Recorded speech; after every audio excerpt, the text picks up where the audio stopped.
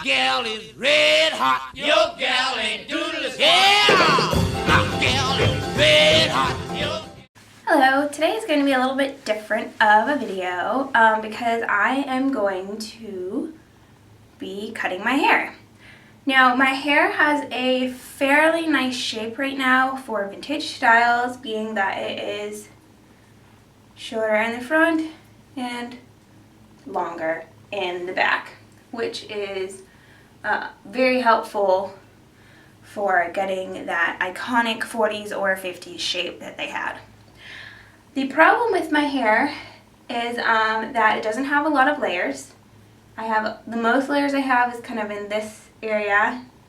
See, I have some layers, but like the front and the back are pretty much all the same length. And actually, don't even know sure how this happened, but the little hairs right here underneath my neck are actually shorter than kind of the next layer. They're just a little tiny bit longer.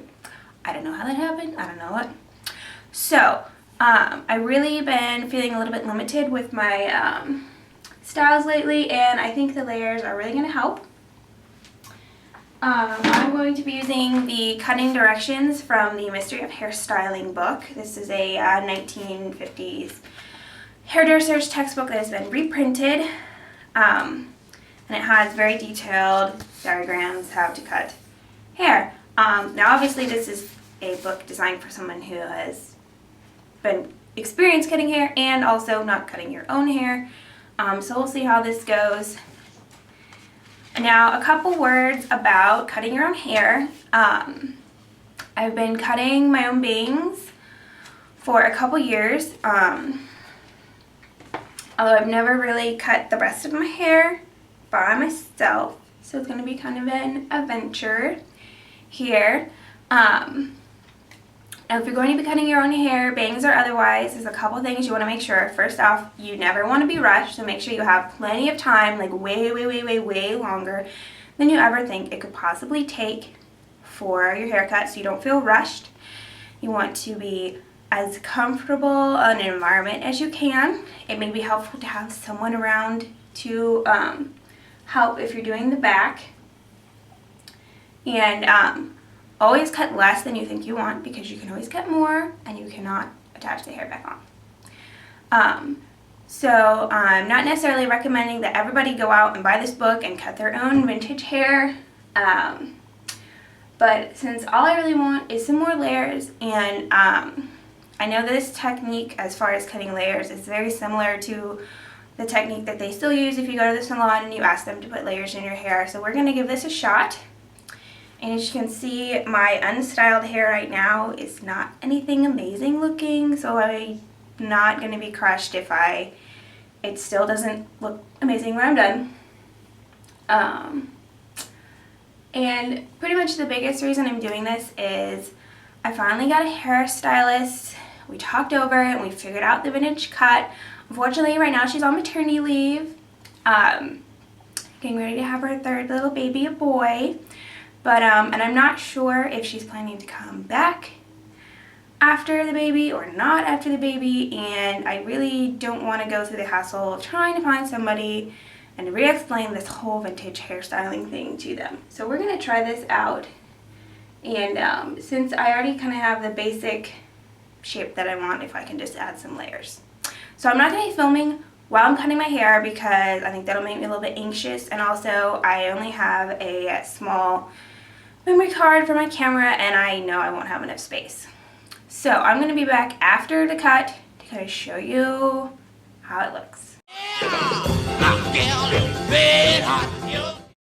Alright, so here is my finished haircut. You can see I have loads of layers in the back. So that is where most of the layering happened, and actually it was kind of really cool because as I got to the front section of my hair, I didn't have to cut it. It was already the right length for this length of hair, so that was pretty cool. Now, the most difficult part for me to decide what to do was with the top of my head. There are two different top section cutting diagrams in this book. This is the first one. It's for a longer style to be styled backwards, and it looks pretty simple to cut. However, my hair was already either this length or shorter. I actually got to the front, it was shorter than that. And then obviously in the bangs, where I'm growing out my bangs, it was much shorter than that. And the other one, which is more for a forward style, you can see he has all these little like angly sections, and that looked a little intimidating. I didn't feel comfortable cutting that on my own head, so I just kind of left this area alone. So I'm sure my haircut is not perfect, and I'm sure I have some longish random strands in there somewhere, like, oh, there's just one, that I didn't get because I can't see the back of my own head. So I am going to go ahead right now and do a little quick pin curl set, and I will be back afterwards to see how it comes out. Alright, and so here is a finished style with my new haircut. And the front is pretty much business as normal because not a lot of stuff got cut off in the front, but I did want to show you the back here, and we can see that the back is a lot fluffier and there's a lot more volume going on, and it's not all concentrated down here at the base of the neck like I was getting before, and that's what I wanted. You can still get the nice flat section on the top, but there's definitely more volume.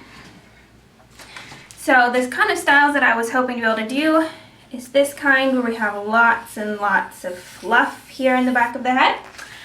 And I think that was really successful, and this should be really great for summer because this will help keep all this hair up and off the back of my neck when it's all hot and toasty out. So thanks for watching. My gal is red hot, your gal